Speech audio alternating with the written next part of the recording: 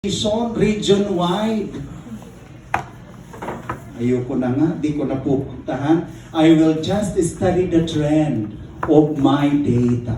Pataas, pababa, ganito, ganyan. Okay, I'll just give it. Anyway, my advisor will not know. The panel will not know. But your conscience will know. And there might be people who will question your result. Delikado yun. And there will be people who will be backing up that indeed you did not visit or collect data from their school or their areas. That's very critical. Gawin mo na lang. Huwag nang magmadali maging doctor or maging MA. Because, after all, you are not protecting the participants or the respondents of the study. You are protecting all the more yourself as a researcher. If researchers discover significant errors in the published data, they take responsible steps to correct such errors in correction, retraction, erratum, or other appropriate publication means. So kung na-submit mo na in one journal article, do not resubmit it to other journal article because you might plagiarize yourself. And there is self-plagiarism. Do you understand? Yes. Sinong maghabla sa'yo? Hindi ikaw. Definitely. It might be somebody you know who is very, very insecure of your beauty. Diba? Kaya careful, be careful, my dear. They do not present portions of another works or data as their own, even if the other work or data source is cited occasionally. Do not claim it yours. Kasi napagod ka na sa kasasite. Diba? Hindi ka na nag-cite. Huwag naman. Error and fraud. It is important to distinguish between error and fraud. Fraud is an explicit effort to falsify or misrepresent data. A safeguard against fraud is peer review. An expert or a scholar of the same field with you, which takes place when a researcher submits a research article for publication. Better, blind peer review. Hindi ibig sabihin ng blind, walang nakikita. Blind, the reviewer doesn't know the owner of the paper he is reviewing. Kasi title lang at saka the body of the research. Replication is repetition of a research study using the same basic procedures used in the original to test the accuracy. Kaya pwedeng replication sa masteral. Plagiarism. Graduate students can literally copy an entire paper verbatimly in toto and present it as your own work, or you can copy and paste as, taga-America naman yun. Anyway, I'll be presenting it here. No, please. Again, that's plagiarism. And I told you on how to avoid plagiarism. There are 3 steps, if you can remember. Number 1, paraphrase. Number 2, summarize. Number 3, you quote. Okay, but in quotation, there is a rule. You quote and you write the page number. And you can only be allowed to quote until 40 words, and that's block quotation. May iba yung size, iba yung font, di ba? And the spacing. That's block quotation. There are ways on how to. Graduate students may be inspired by someone's ideas or influenced by the phrases someone used to express a concept.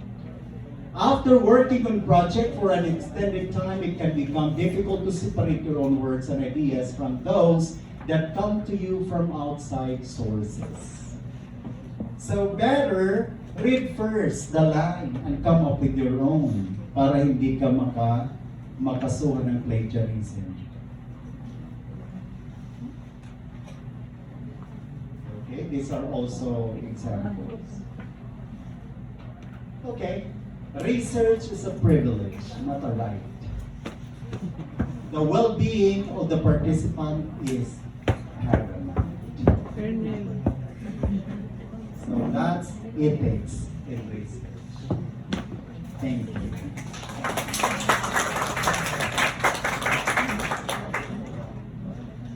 Ano to yung last topic, bro?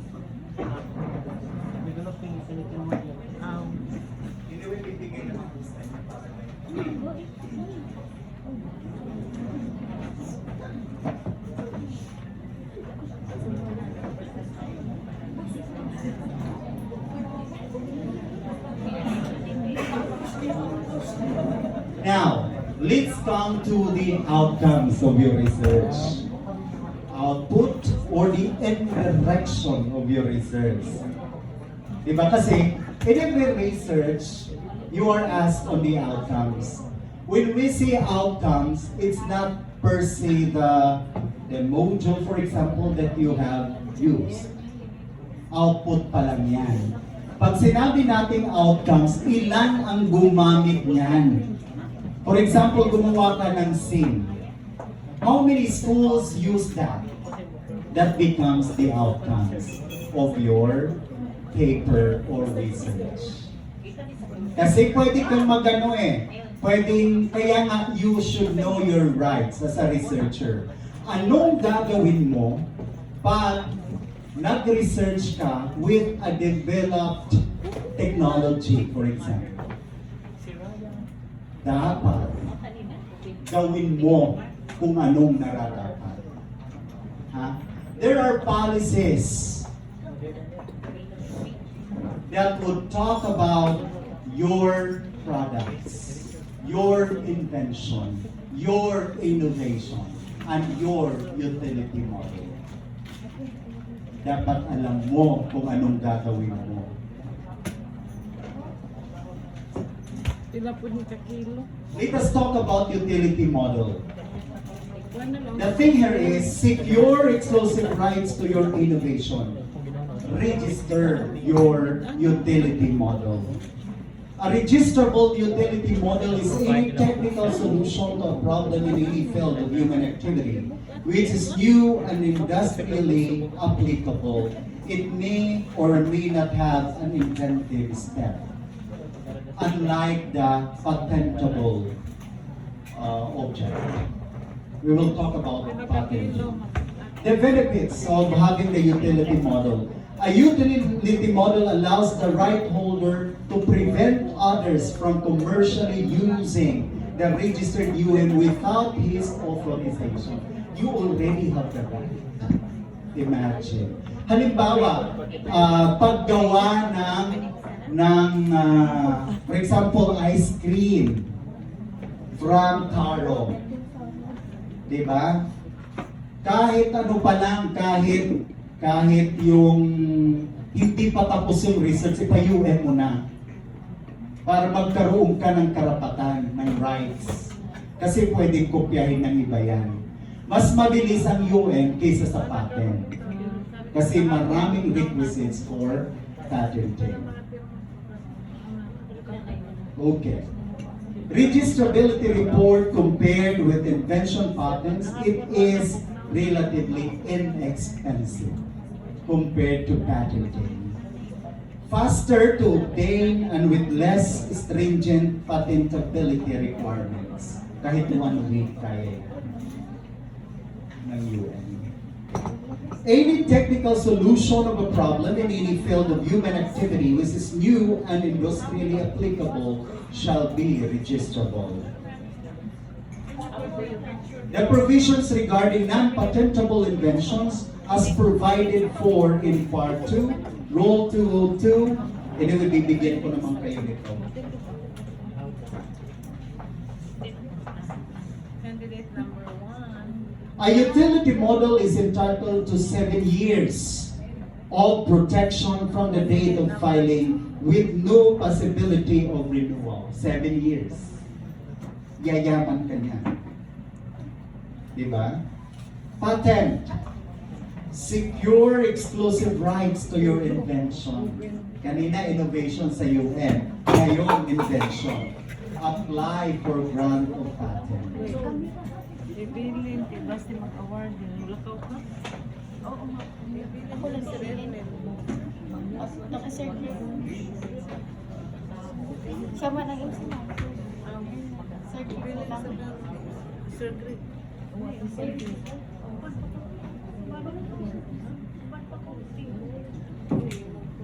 Basta problema lang ang pag-isip mas na grapo.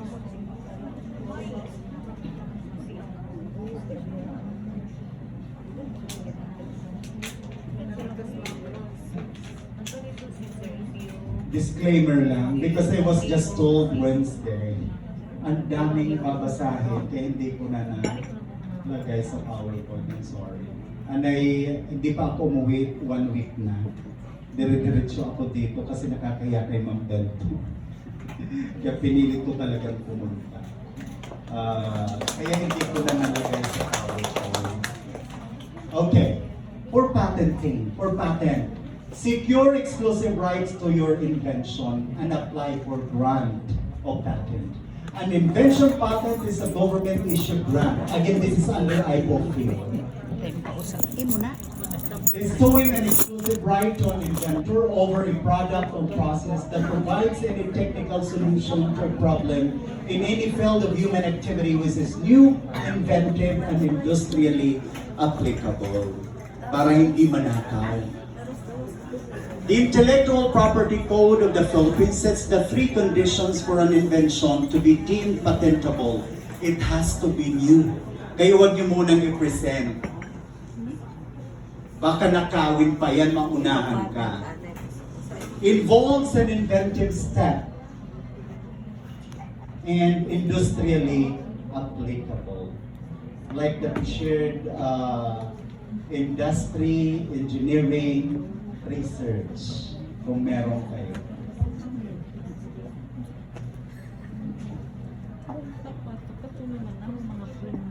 In the IP code, an invention is not considered new if it already forms part of the domain of prior art. Like, may ano ka lang, binago ka lang na konti. Hindi. Dapat kabuuan. Prior art is explained in the Intellectual Property Code of the Philippines, Chapter 2, Section 24 to 24.2. An invention involves an inventive step in having regard to prior art. It is not obvious to a person skilled in the art at the time of the filing date or priority date of the application. Kaya nga, it will take for some times. Matagal ang patent. The term of protection. The term of patent shall be 20 years. From the filing date of the application, the patent must be maintained yearly, starting from the 5th year. For patents filed under RA 8293, the current law, and there is an old law, also there. Now, the trademark. Ito na yung sinasabi ko kanina. Di ba, alam mo, kung B na malaki, Jollibee yan. Pag merong M na nakaganyan, that's McDonald's. Okay? Trademark. Protect your brand. Register your trademark. Baka kakaiba yan. Kumita ka dyan. A trademark is a word, a group of words, sign, symbol, logo, or combination thereof that identifies and differentiates the source of the goods or services of one entity from those of others. Di ba 7-Eleven? Ginawa mo namang 8-Eleven. Walang trademark doon. Di ba? Then the benefits. If you are a business, distinguishing your goods or services from others, give you a competitive edge. Learn more about trademarks, how to apply for protection, and how to manage them. Benefits. A trademark protects a business. Yes. Kaya hindi ka pwedeng manggaya lang. Mang-inasal, ginawa mo lang pula. Pero ang ginawa mo, manang inasal. Pwede kang kasuhan. Registration of it gives the owner the exclusive rights to prevent others from using or exploiting the mark in any way. Aside from being a source identifier, differentiator, quality indicator, and an advertising device, a protected mark may also bring another stream of income to the owner through licensing or franchising. Yayaman ka dyan because of the logo, because of the trademark. So claim it, register it.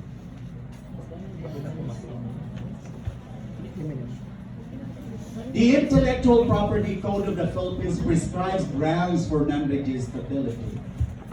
So there is the law there. The term of protection, a trademark can be protected in perpetuity. Imagine. It regularly monitored and properly maintained. The period of protection is 10 years from the date of issuance and is renewable for a period of 10 years at a time. Maintenance of the trademarks there. All issued trademarks are subject to maintenance fees or annual fees which must be paid to maintain the trademark in force. Kasi that alone is an advertisement. Diba? Pag sinabi kong Jollibee, ay maraming kakain sa Jollibee. Kasi yung mga bata umiiyak yan pag hindi kayo pumasok. Naamoy lang yung Jollibee, yung patty, at yung chicken. And the last one, this is what we have, teachers, especially for your SIM, copyright. So, copyright. Certify ownership of your creation. Deposit your copyrighted works. Copyright is the legal protection extended to the owner of the rights in an original work or regime.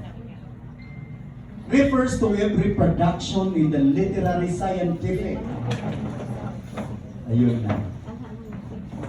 So the copyright is the last services of the IPO Philippines.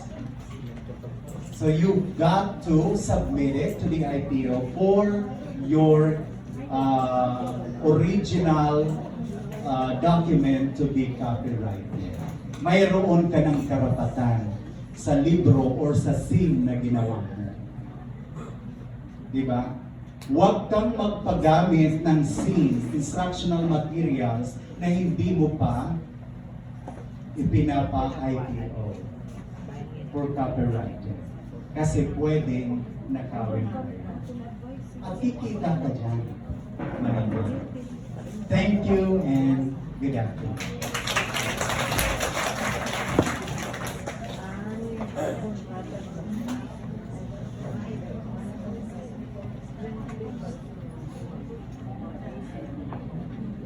Okay, so thank you so much, Dr. Chuveto V. Madeja, for that more or less very helpful knowledge about research. Any question for the host? I know that you are here because you are doing your thesis or dissertation writing. So this time I think you have gained some knowledge on how to write your thesis or dissertation. Any clarification questions? Naminaw sila. Relax lang. Actually, ayaw mo kalisan sa research. Actually, hindi naman siya inganak stricto. Especially if common mo sa mga research fora, kanang more or less mga panel, mangulata o question. So, masanay na mo nila. As what Dr. Madeja said earlier, if you are inclined to research, maanad lang mo anak. Okay, so if you have any questions about this morning talk about thesis proposal, online library resources, we find ethical considerations, which is also important, ethical considerations because some of the writers, Ustakay,